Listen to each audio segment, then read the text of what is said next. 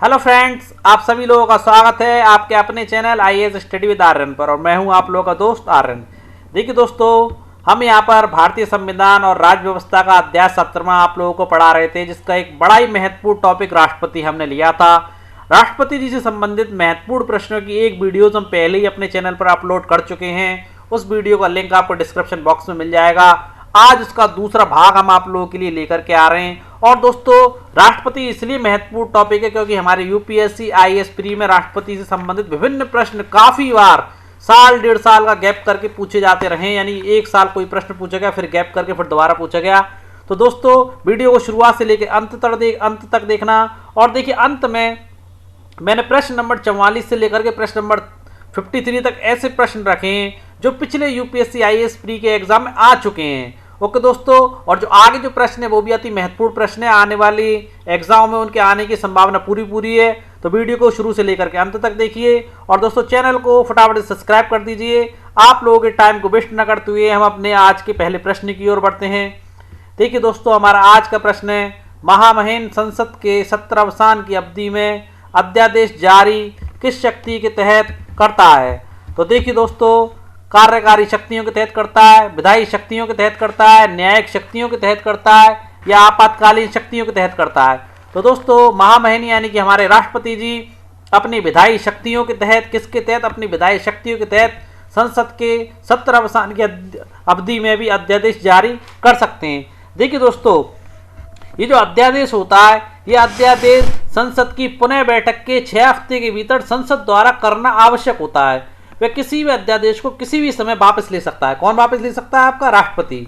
उम्मीद है प्रश्न समझ में आ गया होगा। आगे बढ़ते हैं अपने आज के अगले प्रश्न की ओर। देखिए, निम्नलिखित में से कौन सी राष्ट्रपति को प्राप्त वित्तीय शक्ति या कार्य नहीं है?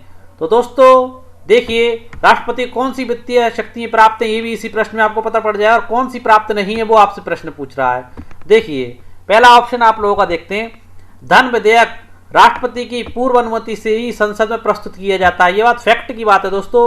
धन विधेयक को अगर राष्ट्रपति की आपने पूर्व अनुमति नहीं ली तो उसे संसद में प्रस्तुत ही नहीं किया जा सकता। ओके दोस्तों, देखिए विकल्प दूसरा, वह वार्षिक वित्तीय वितरण यानी केंद्रीय बजट को संसद के समक्ष रखता है। बिल्कुल सही बात है। अनुदान की सभी मांगें उसकी सिफारिश के बिना पूरी की जा सकती हैं।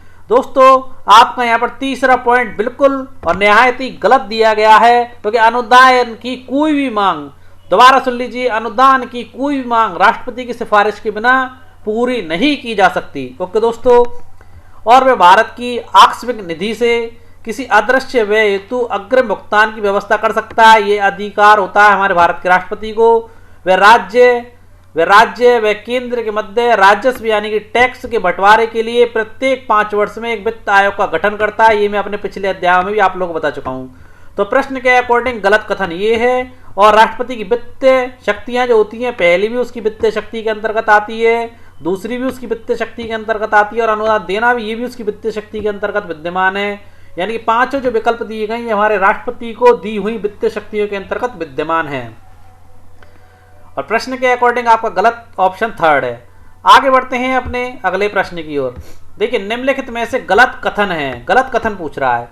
देखिए, कौन सा गलत कथन है? महामहिम यानी कि हमारे भारत के राष्ट्रपति उच्चतम न्यायालय के मुख्य न्यायाधीश और उच्चतम न्यायालय व उच्च न्यायालय के न्यायाधीशों की नियुक्ति करता है। दोस्तों, हकीकत बात है और वास्तविक चीज ये भी है कि हमारे भारत की महामहिम राष्ट्रपति ही हमारे उच्चतम न्यायालय के मुख्य न्यायाधीशों की और उच्चतम न्यायालय व उच्च न्यायालय के न्यायाधीशों की नियुक्ति करते हैं, अपॉइंटमेंट करते हैं उनको। देखिए, वे उच्चतम न्यायालय से किसी विधि या तथ्य पर सलाह ले सकता है, यानी कि वो सलाह भी ले सकते हैं। उच्चतम न्यायालय से किसी कानून पर या किसी तथ्य पर सलाह ले सकते हैं, ये उन्हें अधिकार है। परंतु उच्चतम न्यायालय की यह सलाह राष्ट्रपति पर बाध्यकारी नहीं है। यानी सलाह मांगने का तो उनके पास राइट है राष्ट्रपति जी के पास, मगर ये जरूरी नहीं है कि उच्चतम न्यायालय के न्यायाधीशों ने जो उन्हें सलाह दी है वो उस सलाह पर अमल करे, यानी कि चले और उस सलाह को माने।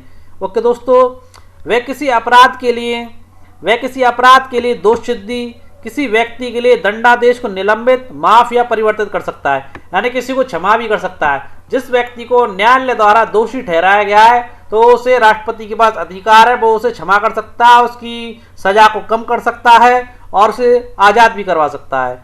या दंड में क्षमादान कर सकता है, प्राण दंड भी करवा सकता है, यानी कि जिसको मृत्यु दंड मिला है उसकी मृत्यु दंड को जीवन यानी कि उम्र कैद में बदल सकता है, या और भी कुछ सजाओं में प्रावधान कर सकता है। उसकी सजा को स्थगित भी कर सकता है, कुछ राहत दे सकता है और उसे माफी भी प्रदान कर सकता है। ये सारे राइट हमारे भारत के राष्ट्रपति को दिए गए हैं। देखिए महामहिम यानी कि राष्ट्रपति उन मामलों में माफी दे सकता है जिसमें सजा सैन्य न्यायालय में दी गई हो। दोस्तों, जब न्यायालय के मामलों में राष्ट्रपति को माफी देने का अधिकार दिया गया है तो आपका पॉइंट नंबर 4 दोबारा पढ़ते हैं, महामहिम उन मामलों में माफी नहीं दे सकता।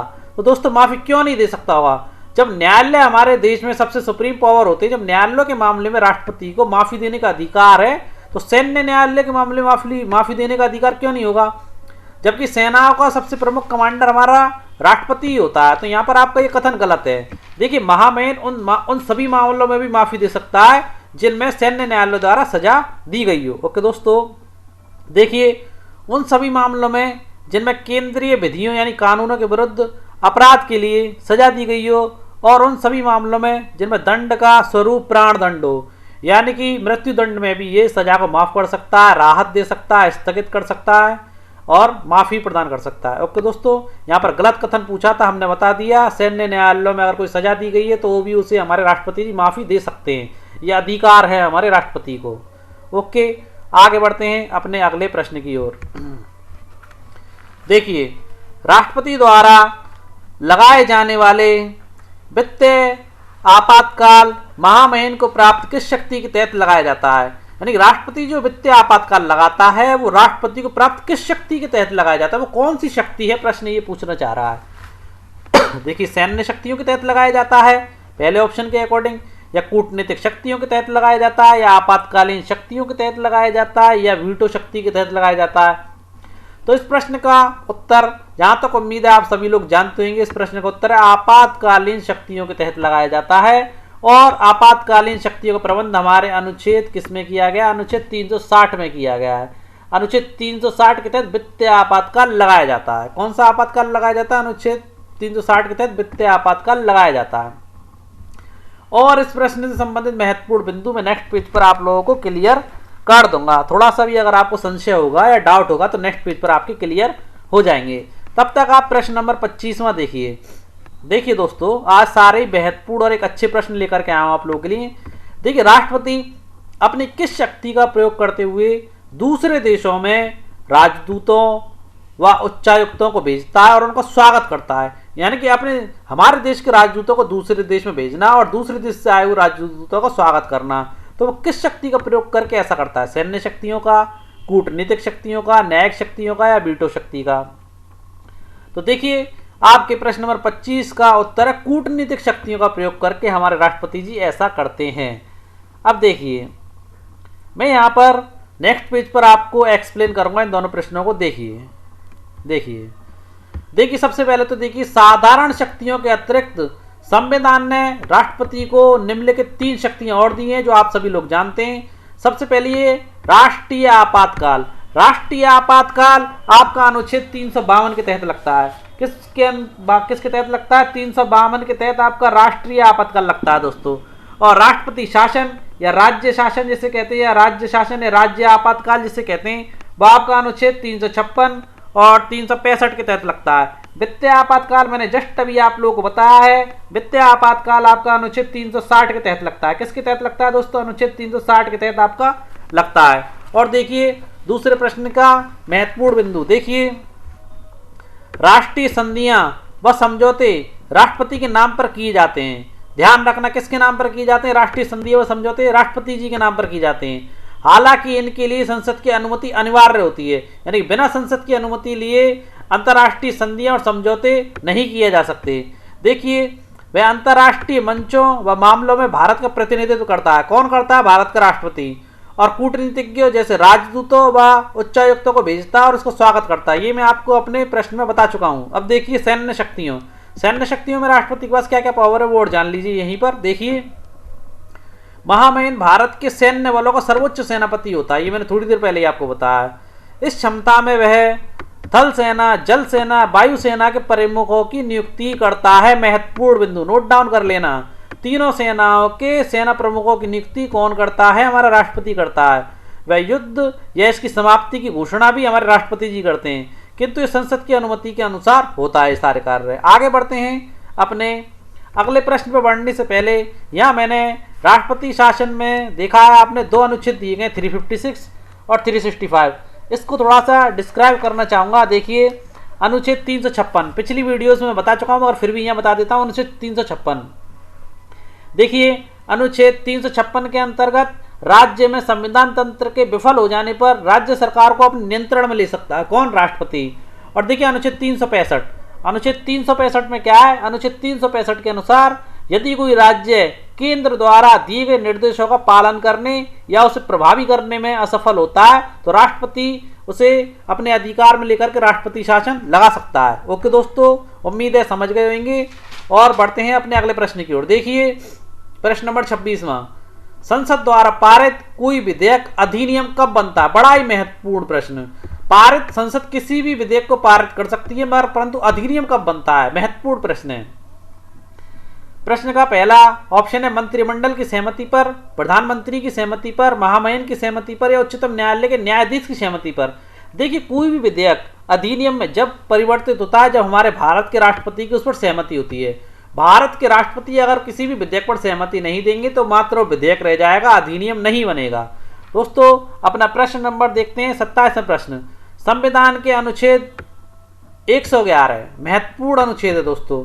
संविधान के अनुच्छेद 111 के अंतर्गत राष्ट्रपति की सहमति के लिए आए विधेयक यानी कि राष्ट्रपति की मंजूरी के लिए जो विधेयक भेजे जाते हैं उनके पास निम्न में से कौन सा विकल्प नहीं होता है? यानी कि अनुच्छेद 111 के तहत राष्ट्रपति के पास जो भी विधेयक आते हैं उसके पास बहुत सारे विकल्प होते हैं उनके। तो इस प्रश्न में ये पूछा गया है नीचे जो ऑप्शन दिए गए उसमें से कौन सा विकल्प उनके पास नहीं होता है। देखिए पहले तो ये जान लीजिए कि इनमें से कौन कौन से विकल्प होते होंगे उनके पास। देखिए वह विधेयक पर अपनी स्वीकृति दे सकता है। दूसरा, वह विधेयक पर अपनी स्वीकृति को सुरक्षित रख सकता है। यदि वह धन विधेयक नहीं है तो संसद को पुनर्विचार हेतु लौटा सकता है। यदि संसद इस विधेयक को पुनः बिना किसी संशोधन के अथवा संशोधन करके राष्ट्रपति के सामने प्रस्तुत करे तो राष्ट्रपति को उसकी स्वीकृति देनी ही होगी। देखिए सबसे पहले मैं इस प्रश्न में ये क्लियर करूंगा कि कोई भी विधेयक राष्ट्रपति के पास आता है तो अनुच्छेद 111 के तहत उस पर क्या क्या शक्तियां होती हैं। देखिए पहली शक्ति तो यही होती है कि विधेयक को अपनी स्वीकृति के लिए सुरक्षित रख सकता है। जरूरी नहीं है उसे वो कुछ ऑर्डर दे या नहीं दे, सुरक्षित रख सकता है उसको। दूसरा, अगर धन विधेयक को तो हमारे राष्ट्रपति जी को मंजूर करना ही होता है। अगर धन विधेयक नहीं है वो तो वह संसद को पुनर्विचार हेतु लौटा सकता है अगर राष्ट्रपति को गलत लगे तो, ये पावर भी होती है। और देखिए संसद इस विधेयक को बिना किसी संशोधन के, अगर संसद को लगता है कि संशोधन की आवश्यकता नहीं तो बिना किसी संशोधन के राष्ट्रपति के सामने पहुंचा देती है, संशोधन करके पहुंचा देती है। और जब संशोधन करके पहुंचा दिया जाता है तो राष्ट्रपति को उसे अपनी स्वीकृति देनी ही होती है। ओके दोस्तों, यहाँ मैंने आप लोगों को ये बता दी तीनों पावर होती हैं, परंतु प्रश्न के अकॉर्डिंग आपका ये गलत है। वह विधेयक पर अपनी अस्वीकृति दे सकता है, विधेयक पर अपनी अस्वीकृति नहीं दे सकता बल्कि स्वीकृति दे सकता है। क्या कर सकता है? स्वीकृति दे सकता है। और स्वीकृति देना भी आपके संविधान के अनुच्छेद 111 के अंतर्गत आता है। देखिए भारत का राष्ट्रपति विधेयक पर अपनी स्वीकृति दे सकता है, अस्वीकृति नहीं, या फिर विधेयक पर अपनी स्वीकृति को सुरक्षित रख सकता है जिसे वीटो पावर कहा जाता है। क्या कहा जाता है? वीटो पावर कहा जाता है। दोबारा सुन लीजिए, वह विधेयक पर अपनी स्वीकृति दे सकता है, अस्वीकृति नहीं, या फिर विधेयक पर अपनी स्वीकृति को सुरक्षित रख सकता है जिसे वीटो पावर कहा जाता है। देखिए साधारण शब्दों में कह सकते हैं कि राष्ट्रपति के पास संसद द्वारा पारित विधेयक के संबंध में वीटो शक्ति होती है, विधेयक को अपने पास सुरक्षित रखने की। ओके दोस्तों, वीटो शक्ति के कारण वो अपने पास किसी विधेयक को सुरक्षित रख सकता है। अगला प्रश्न देखते हैं, प्रश्न नंबर 28वां। देखिए प्रश्न नंबर 28वां, राष्ट्रपति को वीटो पावर देने के कारणों के संबंध में निम्नलिखित कथनों पर विचार कीजिए। देखिए संसद को जल्दबाजी और सही ढंग से विचारित न किए गए विधान बनाने से रोकना, या फिर किसी असंवैधानिक विधान को रोकने के लिए जिससे महामहिम अपनी ताकत का प्रदर्शन कर सके। देखिए वीटो पावर देने के कारण क्या थे? पहला, संसद किसी अगर विधेयक को जल्दबाजी बना देती है और सही ढंग से उस पर विचार नहीं करती है तो उसे रोकने के लिए हमारे राष्ट्रपति जी को वीटो पावर दी गई है, बिल्कुल दी गई है दोस्तों, ये बिल्कुल बात सही है कि अगर संसद ने कोई कानून जल्दबाजी में बना दिया है और उस पर विचार नहीं किया गया ढंग से और वो देश के हित में नहीं है तो राष्ट्रपति वीटो पावर के तहत उसे अपने पास सुरक्षित रख सकता है। दूसरा, किसी असंवैधानिक विधान को रोकने के लिए कोई कानून संविधान के विरुद्ध बन गया है तो उसे रोकने के लिए भी हमारे राष्ट्रपति जी को वीटो पावर दी गई है। और देखिए, जिससे महामहिम अपनी ताकत का प्रदर्शन कर सके, ये बात गलत है। महामहिम अपनी ताकत का प्रदर्शन कर सके इसलिए उसको वीटो पावर नहीं दी गई है। देखिए, उपरोक्त कथनों में से कौन सा कथन सत्य है, तो यहाँ पे हमारा पहला और दूसरा सत्य है, तो कथन पहला व दूसरा सत्य है, बाकी हमारे कथन तीसरा असत्य है। प्रश्न नंबर 29 में पर चलते हैं। देखिए दोस्तों, विधायिका द्वारा पारित विधेयक पर अपनी राय सुरक्षित रखना किसके अंतर्गत आता है? यानी कि राष्ट्रपति जी को विधायिका द्वारा पारित विधेयक पर अपनी राय सुरक्षित रखना किसके अंतर्गत आता है? आपकी पॉकेट वीटो के अंतर्गत आता है, या अत्यांतिक वीटो के अंतर्गत आता है, या विशेषित वीटो के अंतर्गत आता है, या निलंबनकारी वीटो के अंतर्गत आता है? तो देखिए दोस्तों, ये आपका अत्यांतिक वीटो के अंतर्गत आता है। यानी कि विधायिका पर पारित विधेयक को पर अपनी राय को सुरक्षित रख लेना। राष्ट्रपति का यह कार्य होता है कि विधायिका पर अगर उसे अपनी कोई राय नहीं देनी है तो विधायिका पर जो विधेयक पारित हुआ है उसे वो अपने पास सुरक्षित रख लेता है। और सुरक्षित रखने का अधिकार उसे कौन सी पावर से मिलता है? अत्यांतिक वीटो से मिलता है। किससे मिलता है? अत्यांतिक वीटो। वीटो पावर भी अलग अलग प्रकार की है। अत्यांतिक वीटो, देखिए यह मैं आप लोगों को बता देता हूं। वर्तमान प्रश्न नंबर 29 में मैं देखिए, वर्तमान राज्यों के कार्यकारी प्रमुखों की वीटो शक्तियों को 4 भागों में विभाजित किया गया है। दोबारा सुन लीजिए, वर्तमान राज्यों के कार्यकारी प्रमुखों की, यानी कि कार्यकारी प्रमुख कौन होते हैं? हमारे राज्यपाल। जो भी जितने भी राज्य हमारे भारत में सब में राज्यपाल नियुक्त होता है। तो जो राज्यपाल नियुक्त होता है तो वो राज्य के कार्यकारी प्रमुख होते हैं। कौन होते हैं? कार्यकारी प्रमुख। तो उन कार्यकारी प्रमुखों को या राज्यपालों को वीटो शक्तियों को 4 भागों में वर्गीकृत किया गया है। कौन सी हैं? एक तो पॉकेट वीटो है, एक अत्यांतिक वीटो है, एक विशेषित वीटो है, एक निलंबनकारी वीटो है। उम्मीद है समझ गए होंगे आप। अब देखिए प्रश्न नंबर 30 में, देखिए राष्ट्रपति को तो वीटो पावर अलग प्राप्त है और राज्यपालों को अलग प्राप्त है। तो मैंने जो 4 पावर बताई है ये राज्यपालों को प्राप्त बताई है और राष्ट्रपति को भी वीटो पावर प्राप्त है।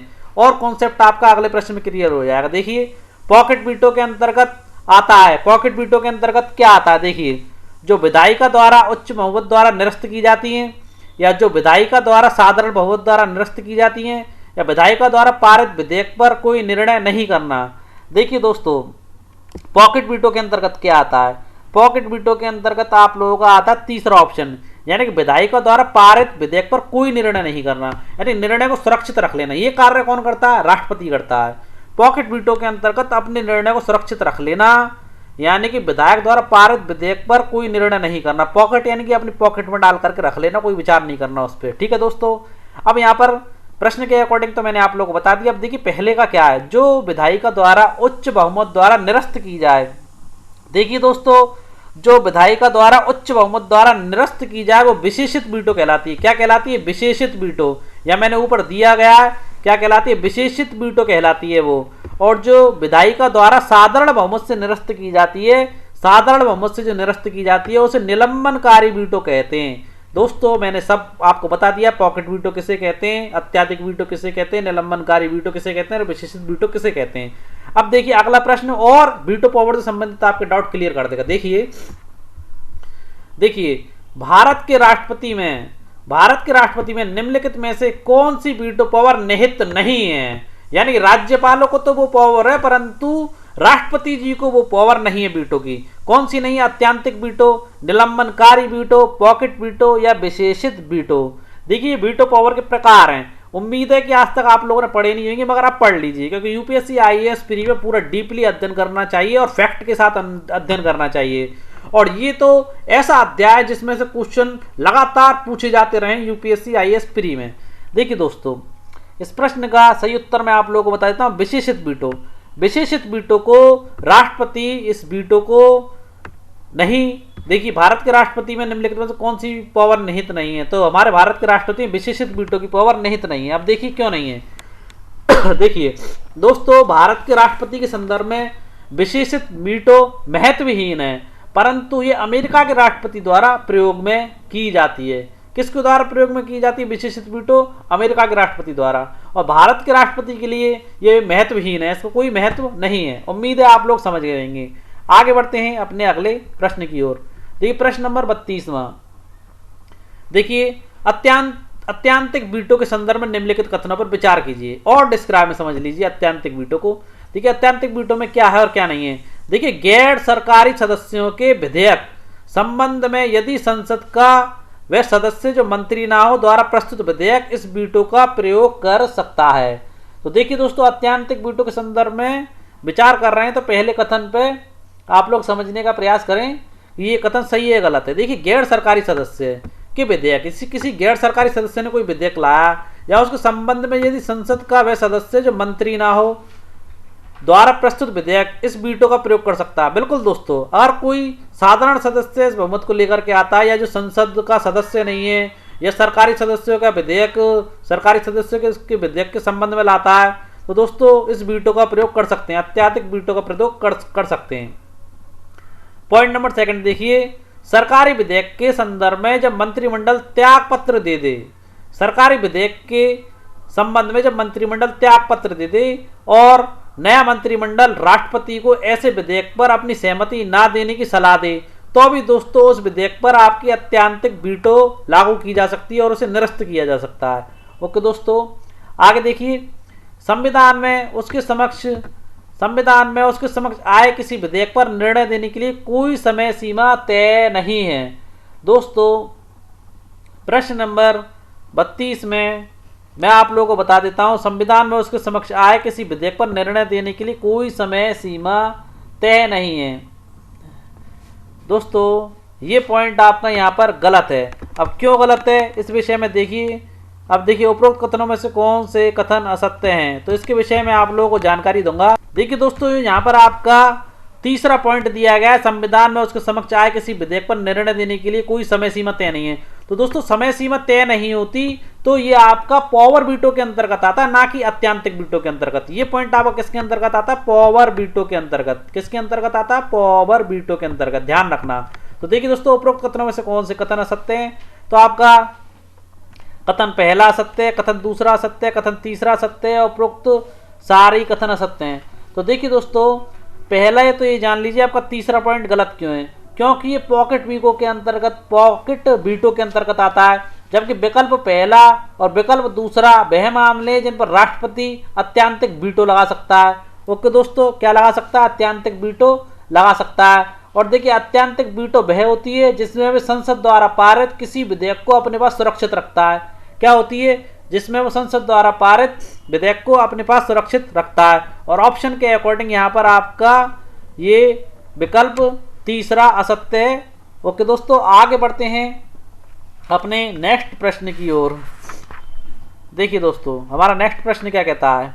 नेक्स्ट प्रश्न हमारा कहता है भारत का राष्ट्रपति अपनी निलंबनकारी वीटो के तहत निम्न में से किस विधेयक को पुनर्विचार हेतु नहीं लौटा सकता? महत्वपूर्ण प्रश्न दोस्तों, पुनर्विचार हेतु नहीं लौटा सकता। देखिए भारत का राष्ट्रपति अपनी निलंबनकारी वीटो के तहत निम्न में से किस विधेयक को पुनर्विचार हेतु नहीं लौटा सकता? वैसे ये बात मैंने आप लोगों को पहले बता दी है, फिर भी आप लोग जान लीजिए। ऑप्शन पहला साधारण विधेयक को या धन विधेयक को या विकल्प पहले और दूसरे दोनों को या निम्नलिखित में से कोई नहीं।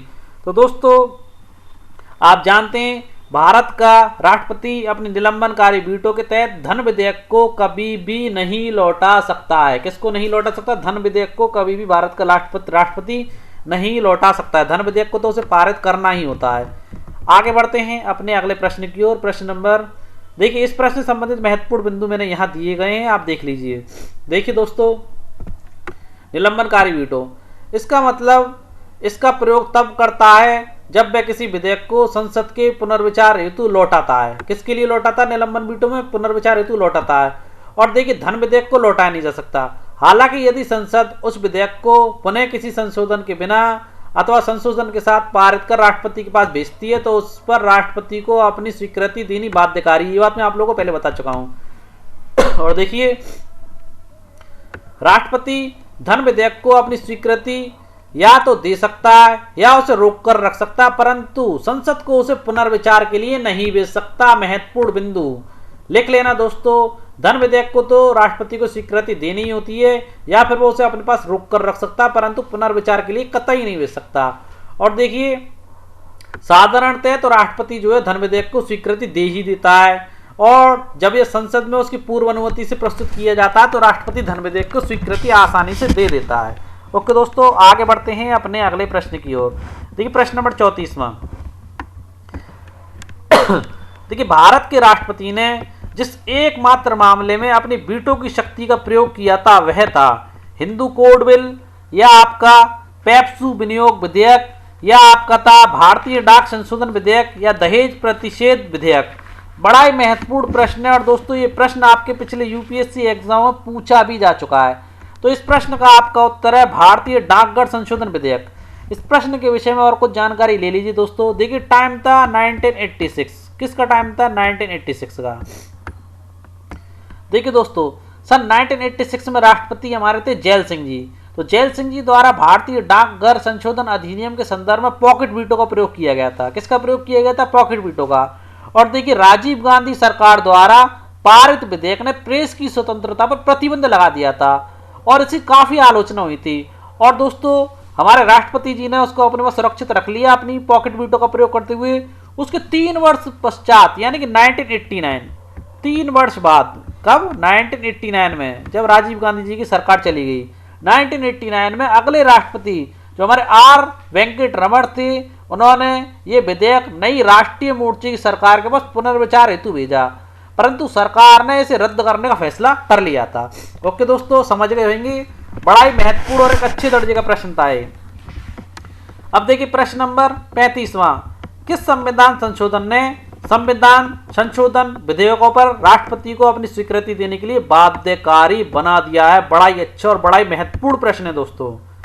किस संविधान संशोधन ने संविधान संशोधन विधेयकों पर राष्ट्रपति को अपनी स्वीकृति देने के लिए बाध्यकारी बना दिया है?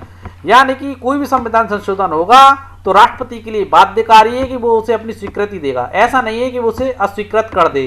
तो ये किस संविधान संशोधन के तहत ये विधेयक पारित हुआ था? 7वें संविधान संशोधन के तहत, या 24वें संविधान संशोधन के तहत, या 42वें संविधान संशोधन के तहत, या 44वें संविधान संशोधन के तहत? तो देखिए दोस्तों ऐसा आपके 24वें संविधान संशोधन के तहत निर्णय हुआ था। 1971 में प्रावधान किया गया था। देखिए दोस्तों संविधान संशोधन से संबंधित अधिनियमों में राष्ट्रपति के पास कोई वीटो शक्ति नहीं है। दोबारा सुन लो, संविधान संशोधन से संबंधित अधिनियमों में राष्ट्रपति के पास कोई वीटो शक्ति नहीं है। 24वें संविधान संशोधन अधिनियम 1971 में संविधान संशोधन विधेयकों पर राष्ट्रपति से अपनी स्वीकृति देने के लिए बाध्यकारी बना दिया गया है। ओके दोस्तों, उम्मीद है आप लोग समझ गए होंगे। प्रश्न नंबर 36वां। देखिए जब कोई विधेयक राज्य विधायिका द्वारा पारित कर राज्यपाल के विचारार्थ उसकी स्वीकृति के लिए लाया जाता है, यानी किसके पास लाया जा रहा है? राज्यपाल के पास लाया जाता है, तो वह उस पर किस अनुच्छेद के तहत विचार करता है? यानी कि राज्यपाल के पास कोई विधेयक राज्य विधायिका द्वारा पारित कर पहुंचाया गया तो किस अनुच्छेद के तहत वो उस पर विचार करता है? अनुच्छेद 200 के तहत, अनुच्छेद 201 के तहत, अनुच्छेद 123 के तहत, या निम्न में से कोई नहीं? तो दोस्तों राज्यपाल उस पर अनुच्छेद 200 के तहत विचार करता है। अब देखिए अनुच्छेद 201 क्या है। देखिए जब कोई विधेयक राज्यपाल यानी कि हमारा राज्यपाल किसको भेजे, यहाँ लिख देता हूं मैं डाउट क्लियर करने के लिए। हमारे राज्यपाल जी द्वारा किसी विधेयक को राष्ट्रपति जी के पास भेजा जाता है। किसके पास भेजा जाता है? ट्रांसफर टू राष्ट्रपति।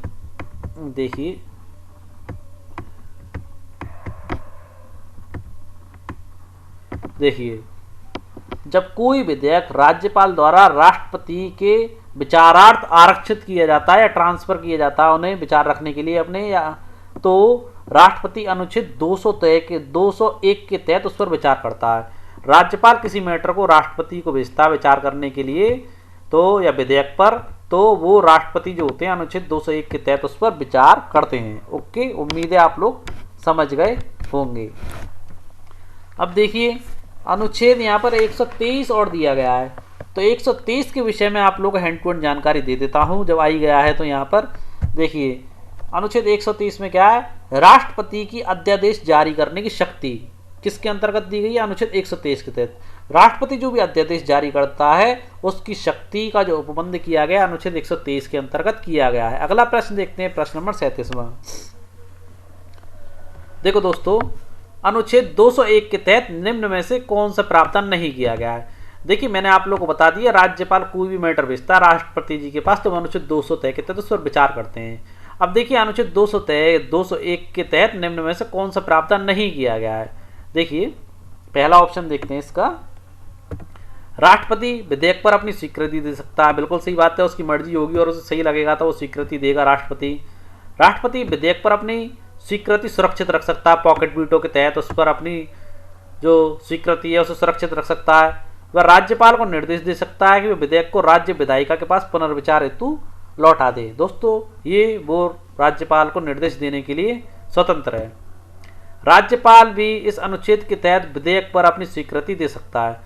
दोस्तों 201 के तहत जो शक्तियां राज्यपाल को तो प्राप्त नहीं है वो राष्ट्रपति को प्राप्त हैं। अनुच्छेद 201 में ये कोई प्रावधान नहीं है कि राज्यपाल भी इस अनुच्छेद के तहत विधेयक पर अपनी स्वीकृति दे सकता है।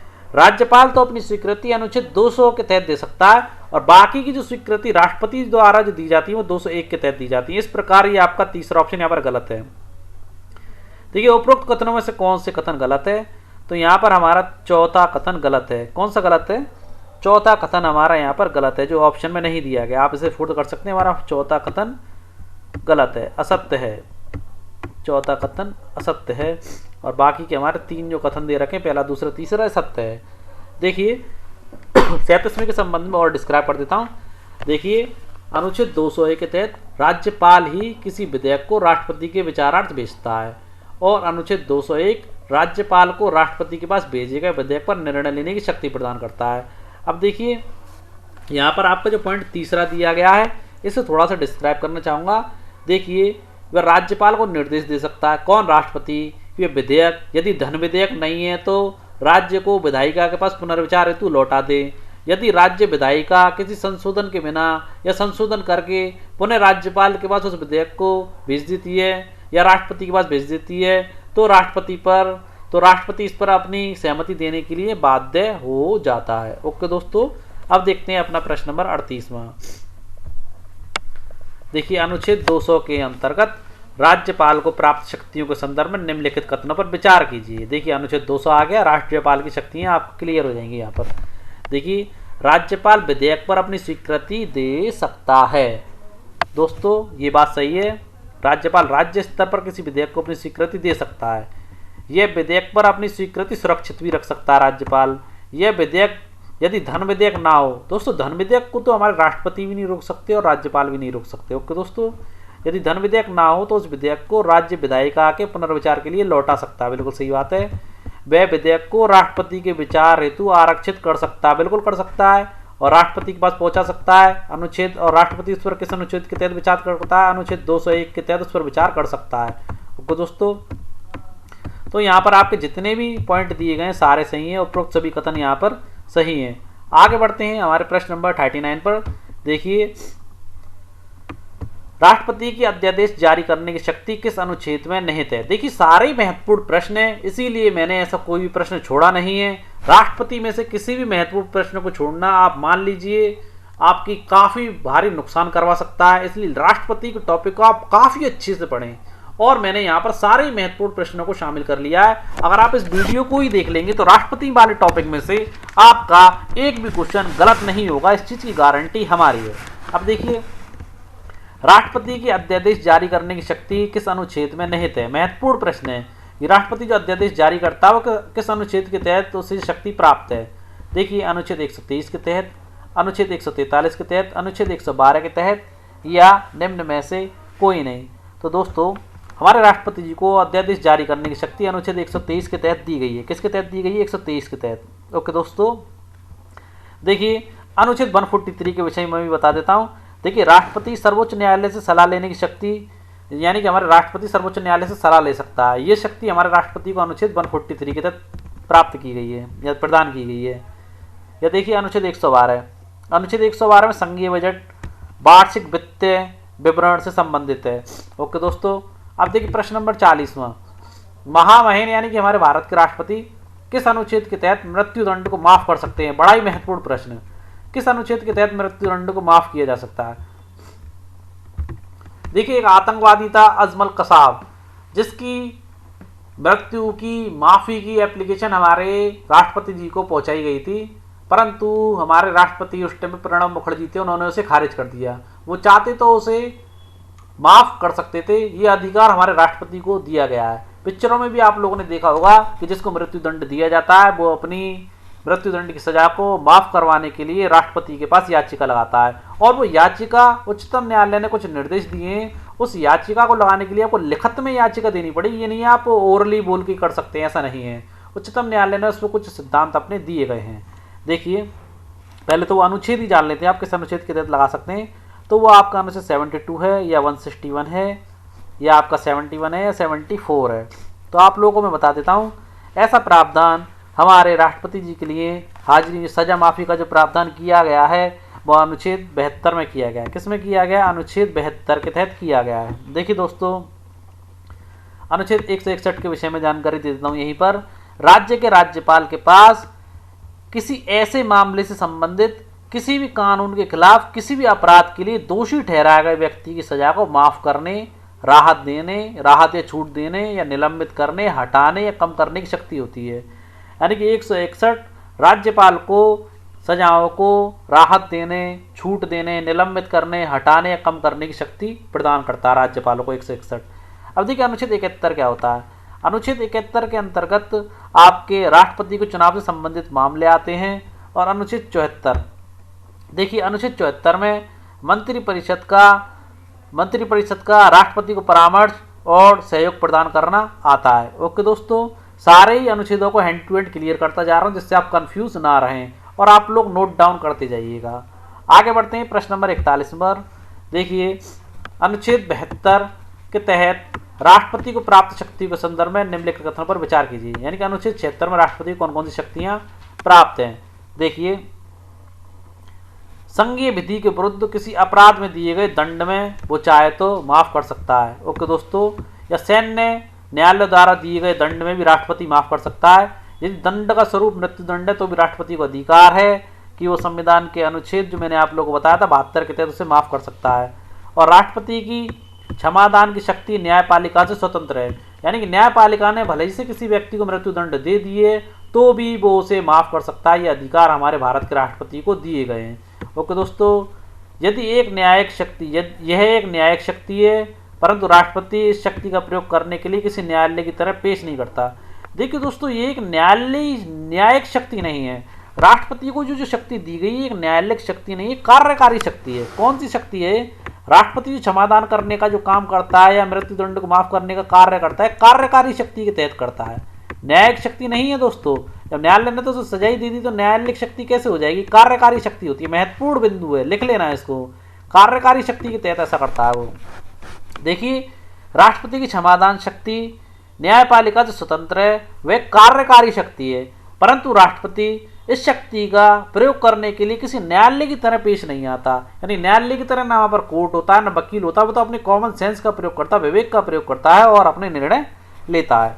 ओके दोस्तों, अब देखिए उपरोक्त कथनों में से कौन से कथन असत्य है। तो यहाँ पर हमारा कथन 5वां असत्य है, बाकी सारे के सारे सत्य हैं। आगे बढ़ते हैं अपने अगले प्रश्न की ओर। देखिए, यहाँ मैंने कुछ महत्वपूर्ण पॉइंट दिए राष्ट्रपति संबंधित। देखिए, राष्ट्रपति की क्षमादान करने की शक्ति है न्यायपालिका से स्वतंत्रता है, वह कार्यकारी शक्ति है। कौन सी शक्ति? कार्यकारी। परंतु राष्ट्रपति इस शक्ति का प्रयोग करने के लिए किसी न्यायालय की तरह पेश नहीं आता, कोर्ट गवाह वकील किसी की आवश्यकता नहीं होती। राष्ट्रपति की इस शक्ति के 2 रूप होते हैं। महत्वपूर्ण बिंदु है। कौन से रूप होते हैं? 2 रूप होते हैं। देखिए कौन कौन से होते हैं। देखिए, विधि के प्रयोग में होने वाली कोई न्यायालयिक गलती, यानी कि विधि यानी कानूनी प्रयोग में न्यायालय द्वारा कोई अगर कानूनी गलती हो गई है तो उस गलती को सुधारने के लिए राष्ट्रपति जी को ये ऑप्शन दिया गया है। यानी कि राष्ट्रपति को जो क्षमादान की शक्ति दी गई, क्यों दी गई है? कभी कभी हम मनुष्य द्वारा मानवीय भूल हो जाती है, मानवीय भूल के तहत हम किसी को गलत सजा दे देते हैं।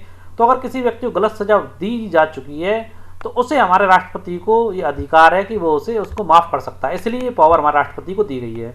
और दूसरा देखिए, दूसरी क्यों दी गई? यदि राष्ट्रपति दंड का स्वरूप अधिक कड़ा समझता है, यदि राष्ट्रपति को ऐसा लगता है कि इसके द्वारा जो जुर्म किया गया वो इतना कड़ा नहीं है जितनी कि हमारे न्यायालयों ने इसको कड़ी सजा दे दी है, तो अपनी समझ और सूझबूझ का प्रयोग करते हुए वो उसकी सजा को कम कर सकता है। और इसलिए हमारे राष्ट्रपति को अनुच्छेद 72 के तहत ये शक्तियाँ दी गई, क्षमादान की, राहत की। ओके दोस्तों, समझ गए होंगे आप कि राष्ट्रपति को ऐसी शक्तियाँ क्यों दी गई हैं। आगे बढ़ते हैं। देखिए प्रश्न नंबर 42वां, राष्ट्रपति की क्षमादान की शक्ति में निम्न में से क्या सम्मिलित नहीं है। देखिए राष्ट्रपति को जो क्षमादान की शक्तियां दी गई है उनमें निम्नलिखित में से क्या सम्मिलित नहीं है। क्षमा एवं लघुकरण, परिहार एवं विराम, प्रविलंबन या कठोरता। तो दोस्तों कठोरता सम्मिलित नहीं है, परंतु मुझे उम्मीद है यहाँ पर जो शब्द दिए गए हैं वो आप लोगों के कतई समझ नहीं आए होंगे। तो देखिए क्षमा से तो आप समझ सकते हैं, फिर भी मैं आप लोगों को बता देता हूँ क्षमा क्या है। इसमें दंड और बंदीकरण दोनों को हटा दिया जाता है तथा दोषी की सभी दंड और उसे मुक्त कर दिया जाता है, और देखिए क्षमा कर दिया जाता है। उसे लघुकरण क्या है, इसका अर्थ है दंड के स्वरूप को बदल करके कम कर देना। और देखिए परिहार क्या है, समझ लेना, दंड की प्रकृति में परिवर्तन किए बिना उसकी अवधि कम कर देना। यानी कि जो भी उसे दंड मिला है उसकी प्रकृति तो नहीं बदलेंगे परंतु उसकी अवधि कम कर देंगे। किसी को 14 साल की सजा मिली है तो उसे 7 साल कर देंगे, ये कर सकते हैं। अब देखिए विराम से क्या तात्पर्य है। देखिए विराम का अर्थ है किसी दोषी को मूल रूप में दी गई सजा को किन्हीं विशेष परिस्थिति में कम करना। जैसे कि किसी के घर पे खर्चा उठाने के लिए कोई नहीं है, कोई पुरुष व्यक्ति नहीं है, तो उसे विशेष परिस्थिति में कम कर दिया जा सकता है। जैसे शारीरिक अपंगता, महिलाओं को गर्भावस्था की अवधि के कारण उसकी अवधि को कम किया जा सकता है। अब देखिए प्रविलंबन, प्रविलंबन में क्या आता है, प्रविलंबन का मतलब क्या है, विशेषकर मृत्युदंड से संबंधित है। ये प्रविलंबन जो है मृत्युदंड से संबंधित है। इस पर अस्थायी रोक लगा देना। इसका उद्देश्य है कि दोषी व्यक्ति का क्षमा याचना अथवा दंड के स्वरूप परिवर्तन की याचना के लिए समय देना। यदि किसी व्यक्ति ने अपनी, न्यायालय ने उसे जैसे कि सपोज करके चलिए 1 जनवरी की उसे मृत्यु की डेट, उसकी फांसी की डेट निर्धारित कर दी और उस व्यक्ति ने अपने राष्ट्रपति जी के पास क्षमा याचना लगाई है, अपनी सजा की माफी के लिए एप्लीकेशन लगाई है, तो अस्थायी तौर पर प्रविलंबन के तहत उस पर रोक लगा दी जाती है, स्टे लगा दिया जाता है। जब तक राष्ट्रपति उस पर कोई फैसला नहीं करता उस व्यक्ति को सजा नहीं दी जा सकती है। ओके दोस्तों, आगे बढ़ते हैं अपने अगले प्रश्न की ओर। देखिए प्रश्न नंबर 43वां, राष्ट्रपति की संवैधानिक स्थिति को विशेष रूप से निम्न में से किन अनुच्छेदों से समझा जा सकता है। राष्ट्रपति की संवैधानिक स्थिति को विशेष रूप से निम्न में से किन अनुच्छेदों से समझा जा सकता है। अनुच्छेद 52 से, अनुच्छेद 53 से, अनुच्छेद 74 से या अनुच्छेद 75 से। बड़ा ही महत्वपूर्ण प्रश्न है। देखिए अब देखिए उपरोक्त कथनों में से कौन से कथन सकते हैं। विकल्प पहला व दूसरा यानी कि अनुच्छेद 52 से और 53 से, या फिर आपके अनुच्छेद 53 और 74 से, या आपके अनुच्छेद 52 और 53 और 74 से, या उपरोक्त सभी से। तो दोस्तों राष्ट्रपति की संवैधानिक स्थिति को विशेष रूप से आपके जो अनुच्छेद 53 है, 74 है और 75 से आसानी से समझा जा सकता है। अब देखिए इनके अंदर प्रावधान क्या है वो मैं आप लोगों को डिस्क्राइब में बता देता हूँ, मगर उससे पहले यहाँ पर एक अनुच्छेद अलग दिया गया 52 के विषय में बता देता हूँ। अनुच्छेद 52 भारत के राष्ट्रपति से संबंधित है। अब देखिए संवैधानिक स्थिति को समझने के लिए ये तीनों अनुच्छेद काफी महत्वपूर्ण है, 53, 74 और 75। अब देखिए इनके अंतर्गत ये चीजें दी गई। देखिए अनुच्छेद 53 के अंतर्गत क्या दिया गया है, संघ की कार्यपालिका शक्ति राष्ट्रपति में निहित होगी। जब दोस्तों राष्ट्रपति में ही जो शक्ति अगर निहित होगी तो संवैधानिक स्थिति तो है, संविधान में ये उपबंध है कि संघ की जो शक्ति है वो राष्ट्रपति में, संघ की कार्यपालिका की शक्ति राष्ट्रपति में निहित होगी और वह इसका प्रयोग इस संविधान के अनुसार स्वयं या अपने अधीनस्थ अधिकारियों के लिए करेगा। और देखिए अनुच्छेद 74 क्या कहता है, राष्ट्रपति को सहायता तथा सलाह के लिए प्रधानमंत्री के नेतृत्व में एक मंत्रिपरिषद होगी। वह संविधान के अनुसार अपने कार्य व कर्तव्य का उनकी सलाह पर निर्वहन करेगा। और अनुच्छेद 75 क्या कहता है, मंत्रिपरिषद लोकसभा के प्रति सामूहिक रूप से उत्तरदायी होगी। किसके प्रति होगी, सामूहिक रूप से उत्तरदायी होगी मंत्रिपरिषद लोकसभा के प्रति। यह उपबंध संसदीय व्यवस्था की नींव है। ओके दोस्तों, आगे बढ़ते हैं अपने आज के महत्वपूर्ण प्रश्न की ओर। देखिए दोस्तों यहाँ से जो प्रश्न है वो वह प्रश्न चालू होते हैं जो अपने पिछले यूपीएससी आईएएस प्री के एग्जाम में आ चुके हैं। काफी महत्वपूर्ण प्रश्न है, अच्छे से करिएगा इन प्रश्नों को। देखिए राष्ट्रपति के निर्वाचन में राज्य का मुख्यमंत्री मतदान करने के लिए पात्र नहीं होता। कब पात्र नहीं होता? यदि वह स्वयं प्रत्याशी होता है, या फिर उसे राज्य विधानमंडल के निचले सदन में अपना बहुमत सिद्ध करना शेष हो, या वह राज्य विधानमंडल में उच्च सदन का सदस्य हो, यदि वह कार्यवाहक रूप में नियुक्त मुख्यमंत्री हो। तो दोस्तों इस प्रश्न का सही उत्तर है यदि वह राज्य विधानमंडल में उच्च सदन का सदस्य हो। ओके दोस्तों, अगला प्रश्न देखते हैं। देखिए, भारत का उच्चतम न्यायालय कानून या तथ्य के मामले में राष्ट्रपति को परामर्श देता है। ये प्रश्न यूपीएससी आईएएस में आपके में आ चुका है।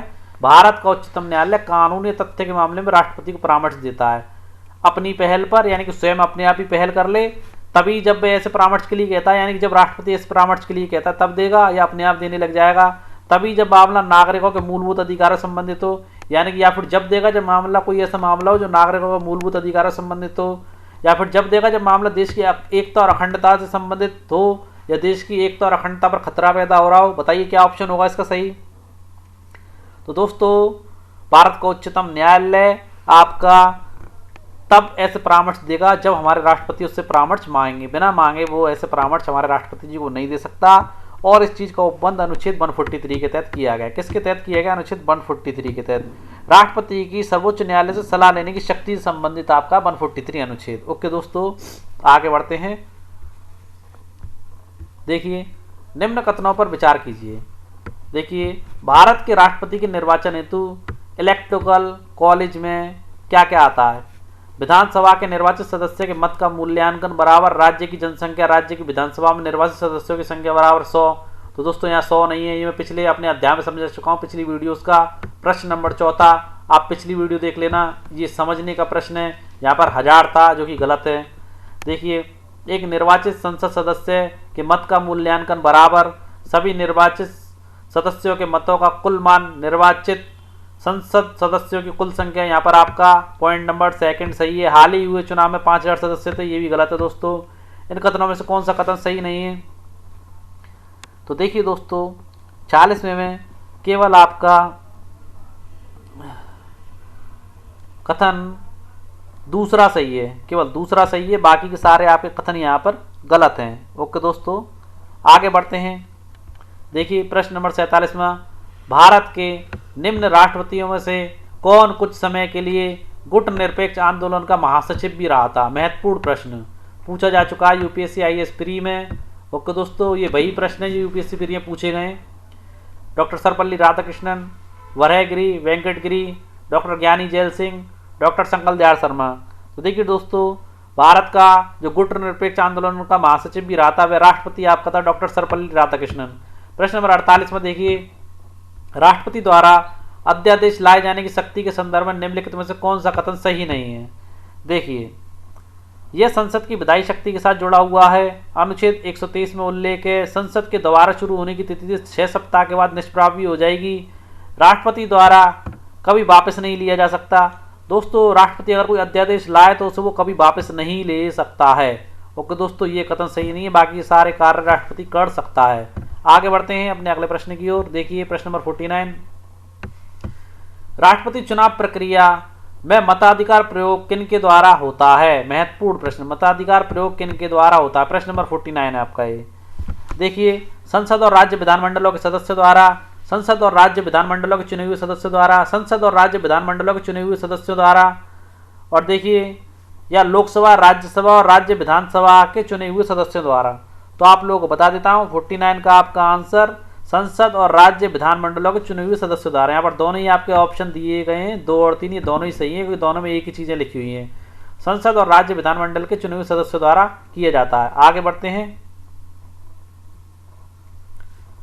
प्रश्न नंबर 50, राष्ट्रपति द्वारा वित्तीय आपातकाल घोषित किए जाने के निम्न में से कौन से परिणाम होंगे? अगर राष्ट्रपति वित्तीय आपातकाल घोषित किया करता है तो उसे कौन कौन से परिणाम होंगे? पहला देखिए, राष्ट्रपति राज्य को निर्देश दे सकता है कि वे वित्तीय औचित्य के सिद्धांतों का पालन करें, या फिर राष्ट्रपति उच्चतम न्यायालय और उच्च न्यायालय के न्यायाधीशों के अतिरिक्त तमाम सरकारी कर्मचारियों के वेतन और भत्तों को कम कर सकता है। दोस्तों, हमारा जो भारत का राष्ट्रपति है वो आप लोगों को बता देता हूँ, ये ऑर्डर भी दे सकता है, निर्देश दे सकता है कि वित्तीय औचित्य के सिद्धांतों का पालन करें और वेतन भत्तों को कम भी कर सकता है। और देखिए, राज्य विधायिका द्वारा पारित सभी धन विधेयक तथा वित्तीय विधेयकों को राष्ट्रपति के विचार हेतु रोक कर रखा जा सकता है। आपका 50वें का रोक कर रखा जा सकता है। दोस्तों जब वित्तीय आपातकाल घोषित होगा तो ये पॉइंट आपका गलत दे रखा है। यहाँ पर राष्ट्रपति को संसद प्राधिकृत कर सकती है, खर्चों की स्वीकृति राज्य की संचित निधि से दे, ये भी नहीं कर सकती दोस्तों संसद। यानी कि यहाँ पर आपका ऑप्शन पहला और देखिए दोबारा देखते हैं, देखिए क्या क्या कर सकता है। राष्ट्रपति राज्य को निर्देश दे सकता है कि वित्तीय औचित्य के सिद्धांतों का पालन करे। वित्तीय आपातकाल के समय ये ऑर्डर तो दे ही सकता है। राष्ट्रपति उच्चतम न्यायालय और उच्च न्यायालय के न्यायाधीशों के अतिरिक्त कह रहा दोस्तों, उच्चतम न्यायालय और उच्च न्यायालय के न्यायाधीशों के अतिरिक्त तमाम राज्य सरकारी कर्मचारी के वेतन और भत्तों को कम कर सकता है। दोस्तों ये काम राष्ट्रपति द्वारा नहीं किया जा सकता वित्तीय आपातकाल के समय कि खाली उनको छोड़ करके और बाकी सबके कर दे। ये पॉइंट आपको गलत दे रखा है। देखिए राज्य विधायिका द्वारा पारित सभी विधेयक तथा अन्य विधेयकों को राष्ट्रपति के विचार हेतु रोक कर रखा जा सकता है। ये कार्य किया जा सकता है, वो रोक कर तो रख सकता है। ओके दोस्तों, और राष्ट्रपति को संसद प्राधिकृत कर सकती है खर्चों की स्वीकृति राज्य की संचित निधि से दे, तो वित्तीय आपातकाल के समय संसद ऐसा प्राधिकृत नहीं कर सकती। तो यहाँ पर आपका ऑप्शन सी सही है, पहला और तीसरा। ओके दोस्तों, अब देखिए प्रश्न नंबर 51। देखिए निम्नलिखित में से किन किन विषयों पर वित्त आयोग राष्ट्रपति को अनुशंसाएं करता है। वित्त आयोग राष्ट्रपति को अनुशंसाएं करता है किन किन विषयों पर। देखिए 51 में आपका देखिए करों से प्राप्त शुद्ध आय का केंद्र और राज्य के मध्य वितरण, यानी करों से जो शुद्ध आय प्राप्त होती है उसे केंद्र और राज्यों के मध्य में बंटवारा तथा ऐसी आय को राज्यों के मध्य उनके भाग के रूप में आवंटन करना, ये चीज कर सकता है दोस्तों। वित्त आयोग राष्ट्रपति को इस प्रकार की अनुशंसा कर सकता है। ओके दोस्तों, आगे देखते हैं वे सिद्धांत जिनसे भारत की संचित निधि में से राज्यों के राजस्व के रूप में दिए जाने वाले सहायता अनुदान शासित होते हैं। तो दोस्तों सहायता अनुदान शासित होते हैं, ये भी आपका वित्त आयोग राष्ट्रपति को इसकी भी अनुशंसा कर सकता है। और देखिए आगे देखते हैं राज्य वित्त आयोग की अनुशंसा के आधार पर राज्य की नगरपालिकाओं के संसाधनों की पूर्ति और राज्य की संचित निधि में वृद्धि करने की आवश्यक उपाय, ये भी कर सकता है दोस्तों। और सरकार द्वारा सुकर वित्त के हितों को ध्यान में रखते हुए संदर्भित कोई उपाय मामला। तो दोस्तों ये सारी चीजें जो आपका वित्त आयोग होता है राष्ट्रपति को इन सारी चीजों की अनुशंसा कर सकता है। तो यहाँ पर आपके जो भी ऑप्शन दिए गए 1 2 3 4 चारों के चारों यहाँ पर सही हैं। प्रश्न नंबर 52 देखते हैं। देखिए राष्ट्रपति द्वारा राष्ट्रीय आपातकाल घोषित किए जाने के परिणाम निम्न में से क्या क्या हो सकते हैं। महत्वपूर्ण प्रश्न। राष्ट्रपति राज्य के कर्मचारियों को दिशा निर्देश जारी कर सकता है, ये मैंने आप लोगों को बता दिया, बिल्कुल कर सकता है। राष्ट्रपति लोकसभा के सामान्य कार्यकाल को बढ़ा सकता है। किसको बढ़ा सकता है? लोकसभा के सामान्य कार्यकाल को बढ़ा सकता है। तो दोस्तों लोकसभा के सामान्य कार्यकाल को बिल्कुल बढ़ा सकता है राष्ट्रपति। राष्ट्रपति नागरिकों के सभी मौलिक अधिकारों को निलंबित कर सकता है। महत्वपूर्ण बिंदु, क्या राष्ट्रपति को ये पावर होगी कि वो सभी नागरिकों के मौलिक अधिकारों को निलंबित कर दे? तो दोस्तों ये पावर राष्ट्रपति को नहीं होगी। राष्ट्रीय आपातकाल के समय भी ये पावर राष्ट्रपति को नहीं होगी। देखिए राष्ट्रपति केंद्र और राज्य के मध्य वित्तीय संसाधनों के वितरण प्रतिरूप को संशोधित कर सकता है। इसको तो कर सकता है परंतु नागरिकों के मौलिक अधिकारों को निलंबित नहीं कर सकता। तो देखिए प्रश्न नंबर 52 के तहत आपका पहला, दूसरा और चौथा सही है, बाकी का तीसरा आपका जो दे रखा है वो गलत दे रखा है।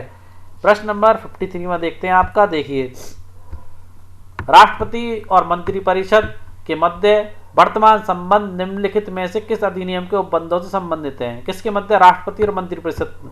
देखिए 42वें संविधान संशोधन अधिनियम के तहत, 48वें संविधान संशोधन अधिनियम के तहत, या 54वें संविधान संशोधन अधिनियम के तहत, या 44वें संविधान संशोधन अधिनियम के तहत। देखिए दोस्तों 53 में आपका राष्ट्रपति और मंत्रिपरिषद के मध्य वर्तमान संबंध आपके 44वें संविधान संशोधन अधिनियम के तहत रखे गए हैं। तो दोस्तों यहाँ हमने 44 में क्वेश्चन से लेकर आपको 53 क्वेश्चन तक वही प्रश्न बताएं जो यूपीएससी आईएएस प्री में आ चुके हैं। ओके दोस्तों, आप लोगों को हमारी वीडियो कैसी लगी कमेंट बॉक्स में जरूर बताइएगा दोस्तों, और चैनल को लाइक करना ना भूलें। चैनल को सब्सक्राइब तो आवश्यक रूप से आप लोगों को करना ही है दोस्तों, और ज़्यादा से ज़्यादा स्टूडेंटों को हमारी वीडियो को लाइक करें, शेयर करें, कमेंट करें। कल फिर मिलते हैं अपनी एक ऐसी अच्छी वीडियो के साथ, तब तक के लिए जय हिंद दोस्तों।